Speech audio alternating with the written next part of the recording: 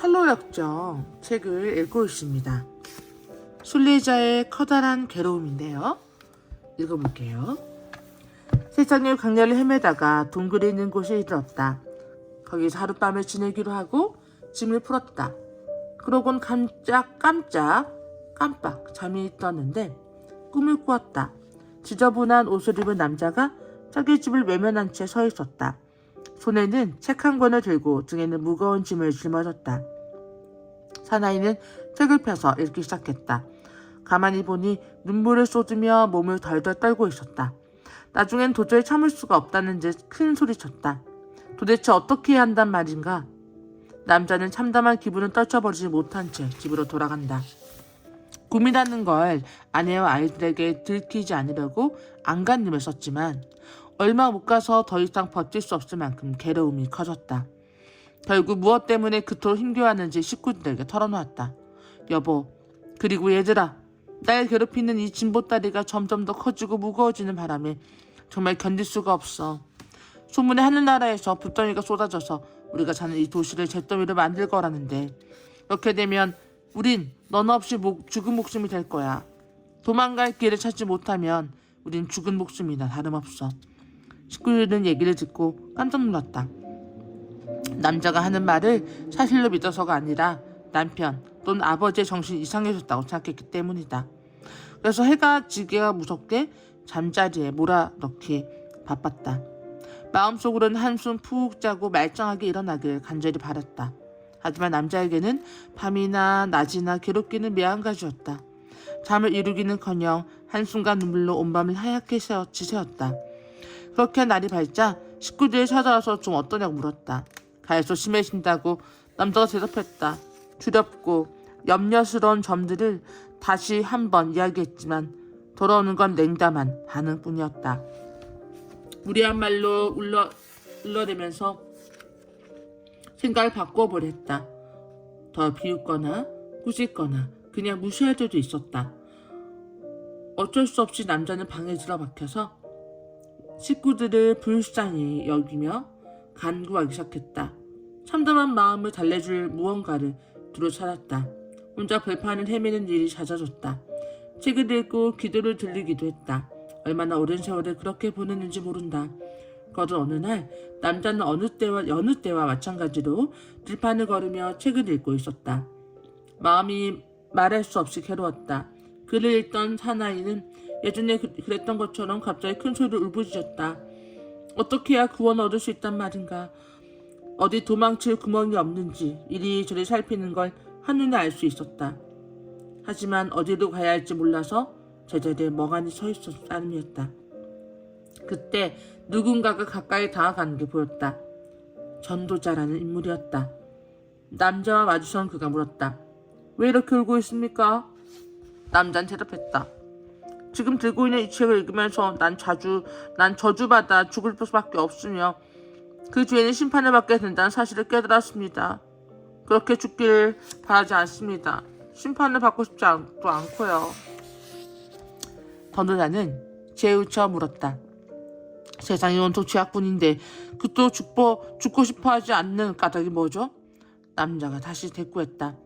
등에 짊어진 진보다리 탓에 무덤보다 더 깊은 데로 빠져들어가서 결국 지옥에 떨어지게 될까 두렵기 때문입니다. 이뿐만이 아닙니다. 남자 말이었다. 죽을 준비가 돼 있지 않다는 건 그 심판 자리에 나서 차비를 갖추지 못했다는 뜻인데 그럼 남은 건 처형뿐이니까요. 생각만 해도 오금이 저립니다. 그러자 전도자가 말했다. 하태야 그렇게 심각하다면 어째서 이렇게 마냥 손을 놓고 있는 겁니까? 남자가 기다렸듯이 대답했다. 하지만 어디로 가야 할지 도무지 모르겠어요. 전도자는 양피지 두루마리를 펼쳐서 건네며 읽어보라고 했다. 거기엔 닥쳐올 신호를 피하라 고 적혀 있었다. 글귀를 읽고 난 남자는 사뭇 조심스러운 눈길로 전도자를 바라보며 물었다. 그럼 어디로 달아나야 할까요? 그러자 전도자는 넓은 들판의 한쪽을 손가락으로 가리켜 말했다. 저 멀리 좁은 문이 서 있는 게 보입니까? 아니요. 그럼 저만치 비치는 환한 빛이 보입니까? 얼추 보이는 것 같습니다만 전도자는 말했다. 빛에다 눈을 떼지 말고 그쪽을 향해 똑바로 걸어가십시오. 어디나 좁은 문이 보일 겁니다. 문간에 다다르거든 노크를 하십시오. 안에서 누군가 어찌해야 할지 일러줄 겁니다. 남자는 달리기 시작했다. 채 몇 걸음을 떼어놓기도 전에 아내 아이들이 상황을 눈치채고 어서 돌아오라고 소리쳐 부르는 소리가 들려왔다.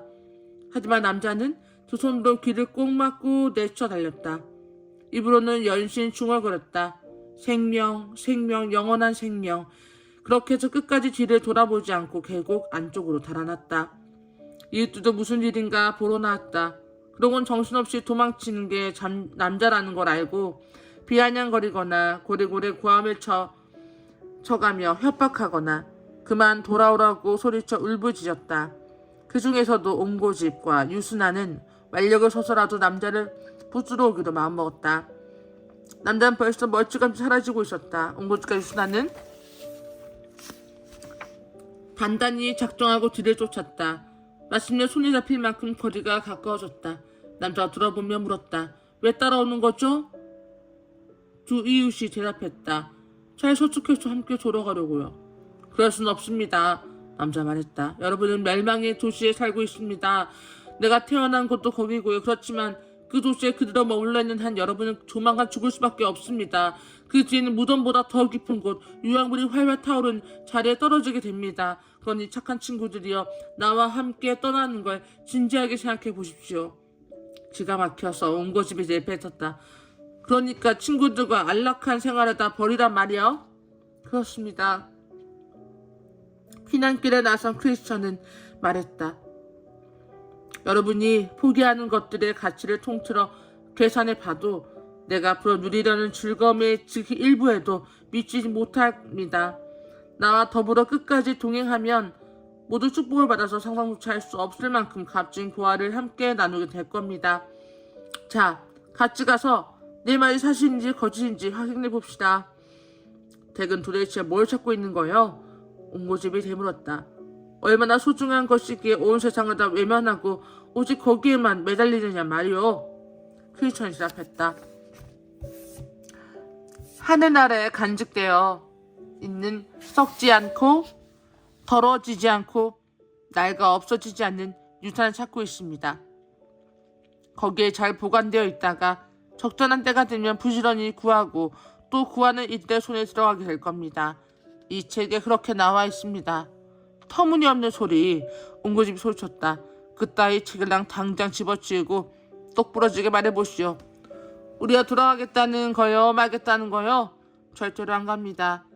크리스천 단호하게 대꾸했다.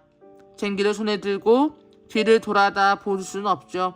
이미 나그네 길에 들어섰으니 어떻게든 끝을 보고 말 겁니다. 유순한 씨, 그럼 저 양반은 남겨두고 우리 그냥 돌아갑시다.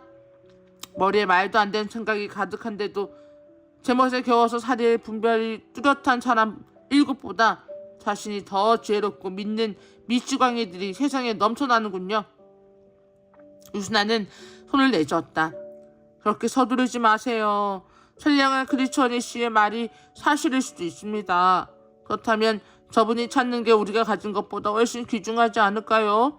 개인적으로는 저 양반 한번 따라보고 싶습니다만 선생까지 바보짓 하겠다고요? 옹고집은 펄쩍 뛰었다. 제발 내 말을 듣고 돌아갑시다. 이 열빠진 친구가 어디로 데려갈지 모릅니다. 어서 갑시다. 가자고요. 댁이라도 현명하게 처신해야 할 거 아닙니까? 옹고집 씨의 얘기에 넘어가지 마세요. 크리스천이 붙들었다. 준한 씨, 부디 동행이 돼주세요. 이미 말씀드린 것처럼 어둡게 많습니다. 그 밖에도 영광스러운 일들이 수없이 기다리고 있어요. 미심쩍으면 이 책을 읽어보세요. 글쓴이가 내용을 피로 증명했으니 이보다 더 믿음직스러운 책이 또 어디 있겠습니까? 옹고집씨, 유순아는 어렵게 불려놨다. 결심했습니다. 저분과 함께 가기로요. 끝까지 운명을 같이 할 겁니다. 그러곤 잠시 무언가를 생각하더니 크리스천을 돌아보며 물어봤다. 그런데 길은 잘 알고 있는 거죠? 전도자라는 분이 방향을 짚어주었어요. 크리스천이 말했다. 바로 저 앞에 있는 좁은 문까지 될 수 있는 데로 서둘러 가라고 하더군요. 일단 거기로 도착하기만 하면 다음에 어디로 갈지 안내받을 수 있을 겁니다. 그럼 됐어요. 착한 양반 어서 갑시다. 둘은 나란히 길을 떠났다. 그럼 나 혼자 돌아갈 수밖에. 옹고집이 말했다. 넉나간 친구들을 따라 엉뚱한 길을 헤맬 순 없지. 옹고집은 멸망의 도시로 돌아갔다. 크리스천과 유순아는 골짜기 한복판 함께 걸으며 사이좋게 이야기를 나누었다. 둘의 이야기는 끝없이 이어졌다. 여기까지는요. 유순안과 옹고집이 크리스천을 따라가려고 실랑이를 하다가 결국 옹고집은 멸망한 땅으로 넘어가게 되고 돌아가게 되고 유순아는 크리스천을 따라서 좁은 문으로 가고자 길을 떠나게 됩니다. 과연 그 다음의 이야기는 어떻게 진행될까요?